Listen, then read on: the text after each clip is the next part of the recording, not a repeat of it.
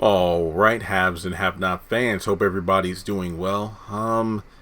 Considering I don't think we should expect any sort of, promotional clip or anything from tonight's episode. This is just the fact that, this is the halfway point. This is the fourth episode of the final batch of 8. So, I'll probably do like a follow-up video later this week or next week after tonight's episode. Of course, you'll get the review and everything, but it's just the fact that we are 3 episodes in. We're almost at the 50% line, the halfway mark. And I have yet to be impressed. The only scene thus far that made me cheer, technically too, was when they announced Justin is dead. But then also the fact when, Hannah shut Veronica down with a phone call. And I was like, yeah. But let me just say, I know my mom's at work now. I know she's probably not looking forward to the episode tonight because, she goes to sleep and whatnot.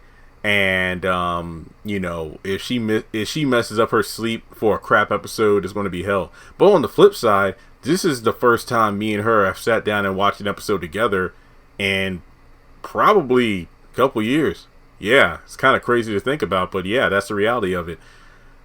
I don't have high expectations. Now, the trailer looked pretty damn good. If nothing else, I think Benny beating the hell out of Sandy is going to be the part I'm looking forward to the most. But overall, this episode definitely needs to pick up the pace. I mean, as amazing as it was for Hannah to make that phone call about getting the paperwork to, foreclose on everything Veronica owns. That was supposed to happen later that day. Hannah was like, hey, come over here as soon as possible with the paper so I can sign it. It's already nighttime because remember that Benny and Rihanna were at that steakhouse at night. So, are these people going to make a late? Well, it's possible that these people will come by late at night. Don and John and Marty and them came by for a meeting at night. Plus, when it comes to rich people, they'll find a way to expedite the paperwork if necessary. But in this situation, it's like for the power of plot, there are only 4 episodes left. So as badass as it was, will we actually see Veronica's stuff be foreclosed on? I don't know. Captain already made it clear that she's not going to erase it all. What did she say? Maybe 10 million if Veronica lives up to her end of the bargain and gets her out of jail. But I do think that we need to pick up the pacing. I need to spend less time on the Jeffrey crap. As amazing as it was that Justin was declared dead, his presence is still, poisoning the rest of the script. If we spend collectively about 15 to 20 minutes on the Jeffrey Madison crap again, that's it. I know my mom said one more episode and then she's going to throw in the towel. And if she says she's going to throw in the towel, that ain't good. She's already, mad about Saints and Sinners being on hiatus because, since I'm home, we could watch that together. But it's on hiatus now, probably until next year. So I'd say that tonight definitely needs to spread the camera around. What I mean by that is not spend so much time on the same characters because last week was easily, and I stand by what I said last week, one of the worst episodes in Haves and Have-Nots history because of the fact that we're 3 episodes in and we've only gotten to about 24 hours. About 24 hours. Because remember, Madison and Jeffrey were at dinner when Justin came in and set himself on fire. Then, of course, we move into the next morning where everybody was, getting ready to go to work and whatnot. Because obviously Veronica was at the house during the daytime. Now we're at night again. So it's only been about 24 hours since the beginning of this last batch of episodes, and at this rate we probably won't even go another 48 hours again unless there's some sort of like time skip or epilogue, or if they pick up the pace and it's nobody's business. So let me just say my expectations for tonight's episode are not that high at all. Isn't Charles Conley Landon supposed to be in it or something? Again, more scenes I could do without. And remember, Candace is allegedly pregnant, yet there's been no follow-up on that whatsoever. So, I don't know what's going to happen. You let me know what you think. Are you kind of like in the mood of, you know what, I've been rocking with the show since day one or, early in the series. So, I'm just going to finish it out because it's almost over. because I definitely feel like there are a lot of people out there who aren't going to like binge the final episodes until they're available on Hulu, or you can find them online in 100 different ways. So I know there have been people who said maybe 2 episodes in, they're done. They'll probably watch it when it's available online, but they're not going to spend time week to week watching it because there's so many better options on. To me, it's like the haves and the have-nots has kind of become like the CW shows like The Flash and Supergirl and everything. They were hot when they first started because there weren't a lot of other shows on television like them at the time. But now there are so many different, better options like the Disney Plus MCU series, of course the MCU movies as a whole. And I mean, I never watched it, but isn't that show Invincible with Omni-Man or something? That's a little too gory for me. I'm not really a big fan of too much gore and superhero fighting, but I know that's gotten a huge amount of followers and people talking about it. I mean, there are just so many better options out there because the CW was just, oversaturated with teen drama. And it's like, look, some of these shows are like 5 to 7 seasons in, and these people aren't learning any lessons in regards to how they should interact with others, or they're making the same mistakes they made back in season 2. And then there's all this unnecessary relationship drama that doesn't need to be there, but it is the CW where drama trumps good writing.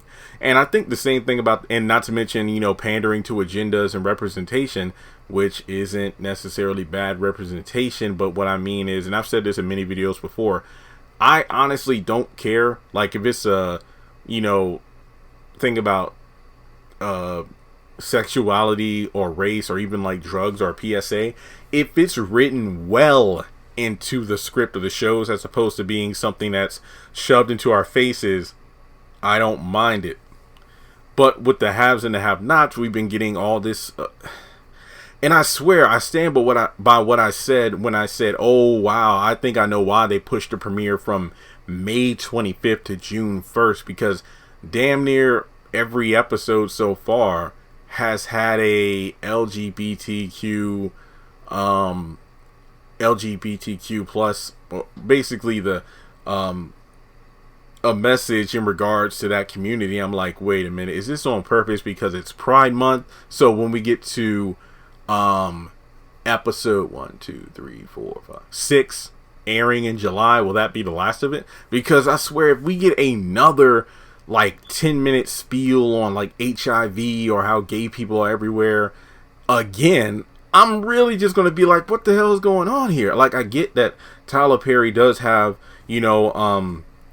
a place in his heart for that community. He said before, like, he plans on building like, shelters and whatnot at on his land, that way for people who have been kind of exiled or abused by their family or just the public in general for being gay. He can help them up, if you will, and get them on their feet. So it's like we get it, but that the show's winding down. We don't have time for this. Remember, back in the day, it just used to be, well, Jeffrey, he was finding himself, but now we got all these needless cardboard cutout characters. That's what I feel a lot of these characters have been reduced to. Even some of the main characters, they're like cardboard cutouts of their former selves because they're so one note. And it's like, I feel like Tyler Perry or one of the people on set, they'll pull a string on their back like Woody from Toy Story, and then they'll say a line.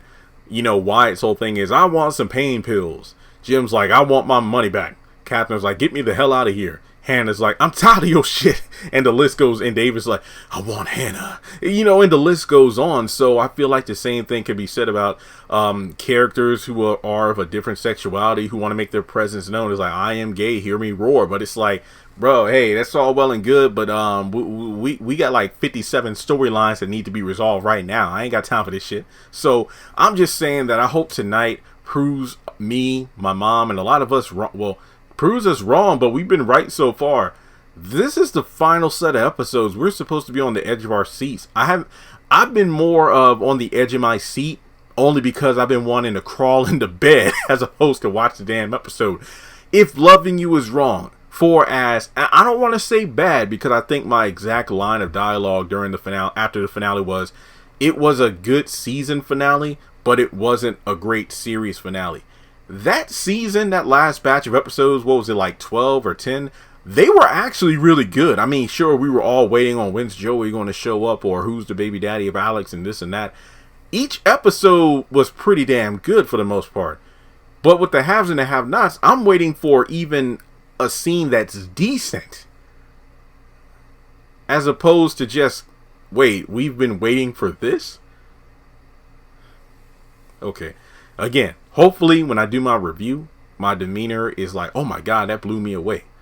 As opposed to feeling disgruntled. And to be completely honest, am I the only one that kind of feels like watching these episodes is a bit of a chore? Because of the fact that, oh, it's ending and I gotta get these videos out. There's only a few episodes left. Because you know me, I got 4 other shows to review. And despite the fact that Assisted Living and Bruh don't get even a fraction of the views that a Haves and Have-Nots or Sisters video will get, I do enjoy those shows, because I think would get, especially when it comes to House of Pain and especially Assisted Living and even the Oval Season 2, they're not perfect, but I've noticed a certain amount of growth and improvement from the previous season. I feel like that's what makes the Haves and the Have-Nots so aggravating, not just because of the fact that we've seen this show flourish during the early days, but the fact that we've been seeing better writing, not just from Tyler Perry, but because we've seen other people behind the pen, other people behind the camera. We've been seeing an improvement on the shows that were bad. The Haves and the Have-Nots, I feel like, is a look into the past of what bad Tyler Perry isms, you know, the repetitive dialogue, filming like 85 or 300 pages of scripts in a day. That's what makes it bad, because we've seen better. Again, that's why watching like a random episode of The Flash season 6 seems like trash compared to watching episode 4 of Falcon and Winter Soldier. It's like, oh, this is superhero movie, cinema or television done right. There's actual story, there's progression, no unnecessary drama. Even if there is, it's not taking up the entire season of a show. Less is more. That's all I'm saying. But yeah, that's enough of me. I know you're probably done hearing me ranting about this, but let me know your thoughts in the comment section below. Hopefully, you know, this video gets proven wrong later tonight.